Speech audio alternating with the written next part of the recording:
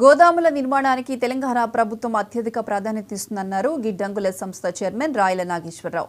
ఖమ్మం జిల్లా నేలకొండపల్లిలో గోదాములో సన్న బియ్యం నిల్వలను పరిశీలించారు.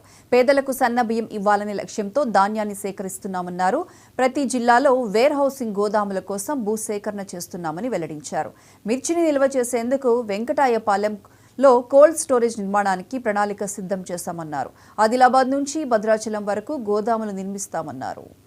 తెలంగాణ రాష్ట్ర వ్యాప్తంగా ఈరోజు ప్రతిష్టాత్మకంగా రేవంత్ రెడ్డి గారి నాయకత్వంలో ఉన్న ప్రభుత్వం ప్రజలందరికీ, పేదలందరికీ, అదేవిధంగా హాస్టల్లో చదువుకున్న పిల్లలందరికీ సన్నబియ్యం అనే లక్ష్యంతో సన్నధాన్యానికి 500 బోనస్ ఇచ్చి రైతుల దగ్గర సేకరించడం జరిగింది. అదే రైస్ని ఈరోజు మరి మిల్లర్స్ దగ్గర నుంచి మరి ఈరోజు గొడవల్లోకి వచ్చి నిల్వ చేయడం జరుగుతూ ఉంది.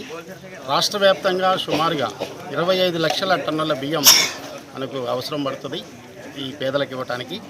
అలాంటి బియ్యాన్ని అంతా కూడా సేకరించి ఈనాడు మా సంస్థ అయిన రాష్ట్ర వేరేజింగ్ కార్పొరేషన్ ద్వారా అనేక గోడౌన్లలో మా సొంత గోడౌన్లతో సహా ఏఎంసీ వాళ్ళే కానీ ఇన్వెస్టర్ గోడౌన్తో సహా మరి ఈనాడు 30 లక్షల టన్నుల బియ్యాన్ని సేకరించి వీటితో పాటు ఎఫ్సిఐ వాళ్ళవి కూడా మరి కొంత మరి ధాన్యం రైస్ రాబోతూ ఉంది.